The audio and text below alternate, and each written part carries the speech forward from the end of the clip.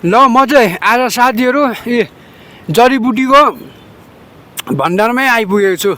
ल यो तपाईँहरूको गाउँघरतिर नि पाइन्छ है त, यो के हो तपाईँहरूलाई थाहा छ छैन है। यसलाई चाहिँ गक्लेतो भन्छ। गाउँघरको खोली खोल्ची जङ्गलमा जताततै पाइन्छ, तर जान्नेलाई श्रीखण्ड नजान्नेलाई खुर्पाको बेड भने जस्तै हो। तपाईँको यो कब्जियतको समस्या हुन्छ नि, जस्तै मलाई पनि कब्जियतको समस्या अलि भएको थियो र म चाहिँ अहिले बगानमै आएको छु। लेट्रिङ गर्न एकदमै टाइम लाग्ने, ढिलो लेट्रिङ हुने, अनि लेट्रिङ गर्दाखेरि पनि त्यो एकदमै लिक्विड टाइपको लेट्रिङ हुन्छ नि, धेरै टाइम लाग्ने, अड्किने चाहिँ होइन, अड्किनेलाई पनि काम गर्छ। त्यस्तो खालको समस्या छ भने चाहिँ यसको तपाईँले सक्नुहुन्छ भने यसरी मैले यसो घाँस खा जस्तो गरेर खानुहोस्। सक्नुहुँदैन भने यसको मुन्टा टिपेर यसरी यसको पात टिपेर चाहिँ पिसेर जुस बनाएर सेवन गर्नुहोस्।